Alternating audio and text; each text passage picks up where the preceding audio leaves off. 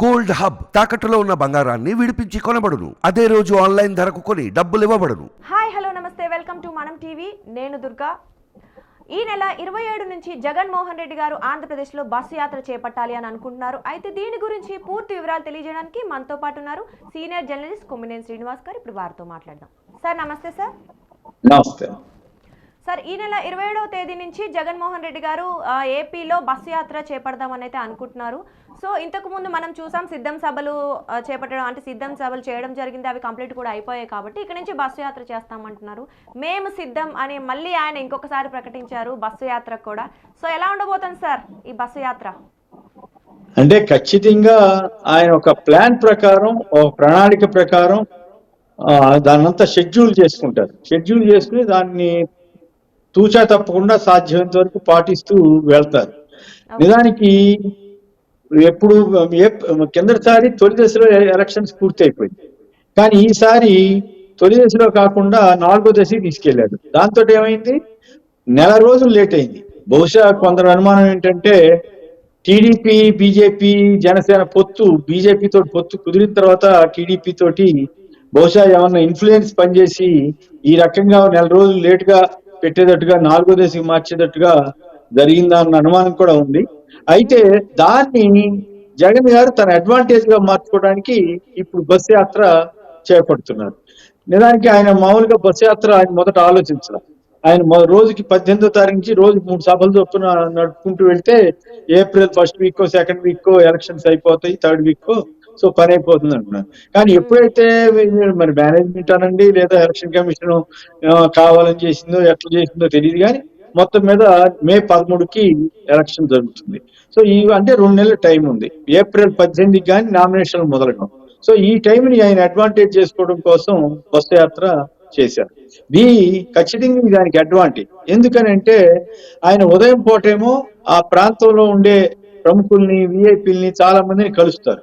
కలిసి వాళ్ళతోటి మాటామంతి చేసి వాళ్ళ దగ్గర, మీరు గతంలో గుర్తుంది కదా, పాదయాత్ర టైంలో గనక ఆయన ఆయా వర్గాల వాళ్ళతో ప్రత్యేకంగా సమావేశమైనట్లుగా ఇప్పుడు కూడా ప్రతి నియోజకవర్గంలోనూ లేదా 2-3 నియోజకవర్గాలకు ఒక చోట కానీ ఆయా వర్గాల ప్రముఖులతోటి వాళ్ళతోటి మాట్లాడి వాళ్ళ ఫీడ్బ్యాక్ తీసుకుంటారు. తీసుకుని తను చేసింది కూడా చెప్తారు. ఆ తర్వాత మధ్యాహ్నం కూడా భారీ బహిరంగ సభ అన్నారు. ఖచ్చితంగా ఈ బహిరంగ సభలకు కూడా ఆయన అంతా ప్లాన్డ్ గానే వెళ్తారు. మీరు చూశారు కదా సిద్ధం సభలు ఎంత గ్రాండ్ సక్సెస్ అయినాయో.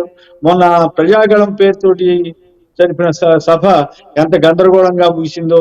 ఆ పరిస్థితులు జగన్ గారు రానివ్వరు. సో ఖచ్చితంగా ఇవి సక్సెస్ అవుతాయి అనటానికి ఇది ఒక ఉదాహరణ. దానికి తోడు సర్వేలు, వీటన్నిటిలో కూడా జగన్ గారికి ఎక్కువ సర్వేలు, 1-2 సర్వేలు వ్యతిరేకంగా వచ్చినా, బట్ మెజారిటీ సర్వేల్లో ఆయనకి డెఫినెట్ గా అధికారం రావడం ఖాయం, 120, 130 ఇంకా పైన అని వస్తున్నందున జనంలో కూడా ఒక ఊపు వస్తుంది. ప్రత్యేకించి పేద వర్గాలు, SC, ST, BC, minority plus ఇంకా అగ్రవర్ణాల్లోని కొన్ని సామాజిక వర్గాలు, వాళ్ళందరూ కూడా కలిసికట్టుగా జగన్ గారికి మద్దతు ఇస్తున్నారు. అదే కొనసాగితే ఆయన గెలుపు పెద్ద కష్టం కాదు, చాలా సునాయాసంగా గవర్నమెంట్ వచ్చేస్తుంది. అటువంటప్పుడు ఒక్క నిమిషం, అటువంటప్పుడు ఈ బస్సు యాత్ర మరింత జోష్ నింపి కార్యకర్తల్ని ఉత్సాహంలో తీసుకెళ్ళడానికి ఉపయోగపడుతుంది అనేది నా అభిప్రాయం. ఓకే సార్, అయితే మనం గమనించినట్లయితే జగన్ గారు బస్సు యాత్ర ద్వారా ప్రజల దగ్గరికి వెళితే, అంటే ఇంతకు ముందు చేసిన హామీల గురించి, ప్రత్యేక ప్యాకేజీల గురించి, లేదంటే రాష్ట్ర రాజధాని గురించి ప్రశ్నించే అవకాశం ఉన్నట్లుగా మనకి వార్తలు వినిపిస్తున్నాయి సార్. అంటే మరి దానికి ఆయన ఏం సమాధానం చెప్తారు? అన్నిటికీ సమాధానం చెప్తారమ్మా, అన్నిటికీ సమాధానం చెప్తారు. ఎందుకు లేదు, ఇప్పుడు రాజధాని ఉంది. మీరు రాజకీయ నాయకులు వాళ్ళలో వాళ్ళు తిట్టుకున్నా, విమర్శించుకున్నారంటే అర్థం ఉంది. నేను అనకూడదు. ఇప్పుడు ఆంధ్రప్రదేశ్ కి రాజధాని అమరావతి ఉంది కదా, లేదని ఎట్లా అంటారు? ఆయన ప్రపోజ్ చేసింది విశాఖపట్నం అయితే తొందరగా డెవలప్ అయ్యి బాగా రాష్ట్రానికి గ్రోత్ ఇంజన్ లాగా ఉపయోగపడుతుంది అన్నది ఆయన ఉద్దేశం. ఆయన ఇంకా ఆ చట్టం చేసి మళ్ళీ విత్డ్రా చేసుకున్నారు. విత్డ్రా చేసి కొత్తది వచ్చేంత వరకు రాజధాని ఉన్నట్లే. కాకపోతే కొంతమంది కావాలని బురదేయడానికి ఆ ప్రచారం చేస్తుంటారు. సో శాసన రాజధానిగా గుంటూరు ఉంటుంది. అలాగే కర్నూలు న్యాయ రాజధానిలో ఏమేమి చేస్తున్నారో మీరు గమనించారు కదా. అలాగే విశాఖ రాజధాని ఒకవేళ ఎవరైనా అడిగితే ఆయన ఖచ్చితంగా తన ఆన్సర్ చెప్తారు, ఏ రకంగా అది ఉపయోగం చెప్తారు. ప్యాకేజీ ప్రత్యేక హోదా అన్నది చంద్రబాబు నాయుడు గారు అన్నారు ప్యాకేజీ అని, జగన్ గారు అల్లా.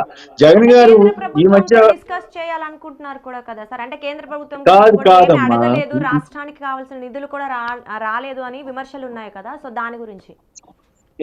లేదు విషయం ఏంటంటే ప్రత్యేక హోదా కావాలని ముందు అడిగింది చంద్రబాబు గారు, పవన్ కళ్యాణ్ గారు, వెంకయ్య నాయుడు గారు. ఆ తర్వాత వద్దు ప్యాకేజ్ ఇస్తే చాలు, మా పోలవరం కాంట్రాక్ట్ ఇస్తే చాలు అన్నది చంద్రబాబు గారు.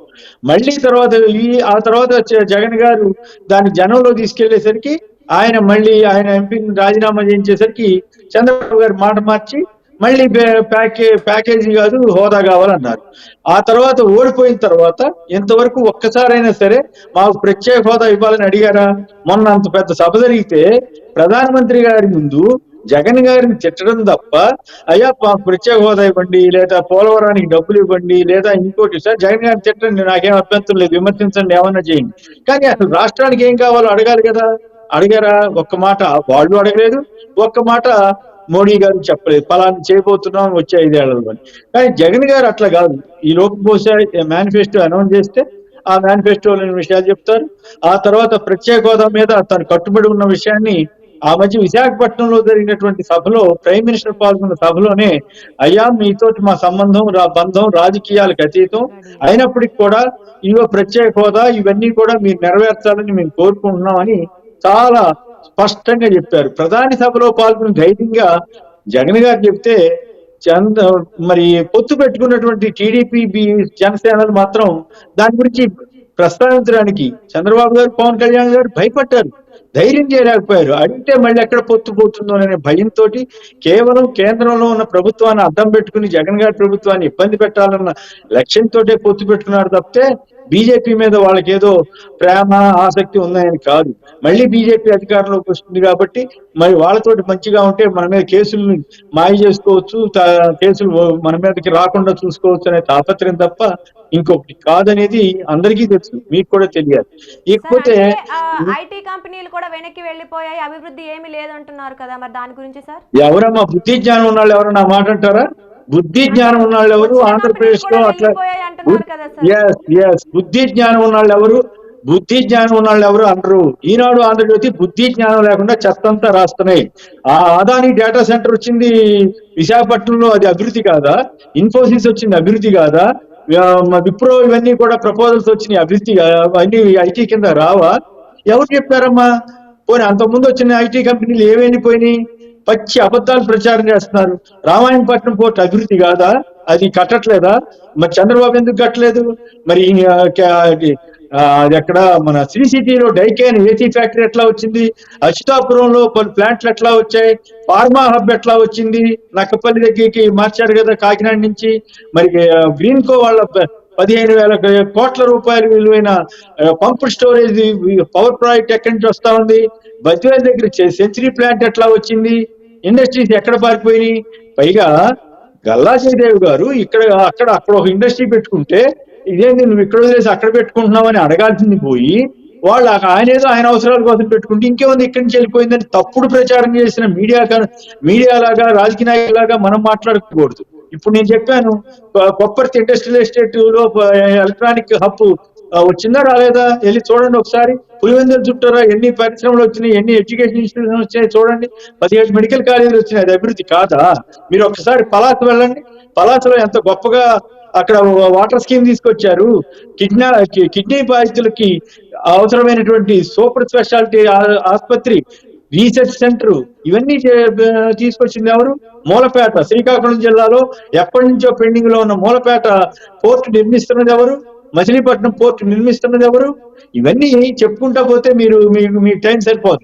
కాబట్టి వాళ్ళు చెప్పే అబద్ధాలను మీరు నన్ను అడిగితే వాళ్ళని జిక్కెత్తలిస్తే అడగండి, నాకేం అభ్యంతరం లేదు. నేను సాక్ష్యాధారాలతో సహా ఇంకా చేయాలని అడగండి తప్పేం కాదు, ఇంకా రావాలని అడగండి తప్పేం కాదు. కానీ వెళ్ళిపోతున్నాయి అంట కదా, అసలేమి లేదంట కదా అని పచ్చి అబద్ధాలు. అంటే స్కూల్ బాగు చేయటం అభివృద్ధి కాదా? స్కూల్ బాగు చేస్తే అభివృద్ధి కాదా? విలేజెస్ లో గ్రామ సచివాలయాలు కడితే బిల్డింగ్లు 50,000 బిల్డింగ్లు కడితే అభివృద్ధి కాదా? ఎక్కడో ఒక చోట 50 అంతస్తుల బిల్డింగ్ కడితే అభివృద్ధి అయిపోయినట్ట?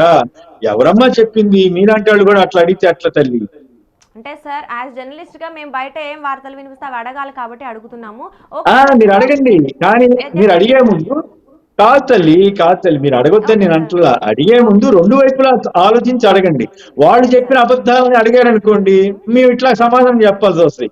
నిజమా ఒట్టిదా మీరు నమ్ముతున్నారో చెప్పండి. ఇప్పుడు నేను చెప్పాను, వాళ్ళు చేస్తున్న ప్రచారం నిజం. మీ వైపు నుంచి ఎటువంటి సమాధానం వస్తుందనే ఉద్దేశంగా మిమ్మల్ని అడుగుతాం. అంటే మేము అందరినీ సేమ్ క్వశ్చన్స్ అన్ని రకాల వార్తలు వింటూనే ఉంటాం. తల్లి నేను 46వ సంవత్సరంలో ఈ ఫీల్డ్ లో ఉన్నా, నాకు తెలుసు ఆ విషయాలు. కాకపోతే ఏంటంటే అడిగే తీరుని బట్టి కూడా కొంత వాళ్ళు ఇన్ఫ్లుయెన్స్ గురి కావద్దు. మీరు రెండు వైపులు అడగండి. వీళ్ళ వైపు ఇప్పుడు ప్రభుత్వం తర్వాత లోపాలు ఉండవని నేను చెప్పను. ఆ లోపాలు అడిగితే ఖచ్చితంగా నేను చెబుతున్నాను. అసలేమీ జరగలేదంటే మాత్రం మా బోటాలను ఒప్పుకుంటే, నిజానికి ఆంధ్రప్రదేశ్ కి ఈ కొన్ని పత్రికలు ప్రత్యేకించి ఈనాడు, ఆంధ్రజ్యోతి వంటివి శాపంగా మారి ఆంధ్రప్రదేశ్ పట్ల సైకోల్లాగా వ్యవహరిస్తున్నాయనేది నా స్పష్టమైన అభిప్రాయం. ఓకే సార్, ఓకే సార్, చూద్దాం సార్. మొత్తానికైతే బస్సు యాత్ర అయితే స్టార్ట్ అవబోతుంది. ఆయన ఎలాంటి పథకాలతో ముందుకెళ్తున్నారు, లేదా ఏం మాట్లాడబోతున్నారు, అలాగే ప్రజలు ఎలా స్వీకరిస్తారు అనేది ముందు తెలుస్తుంది సార్. చూద్దాం sir. Thank you so much. Right.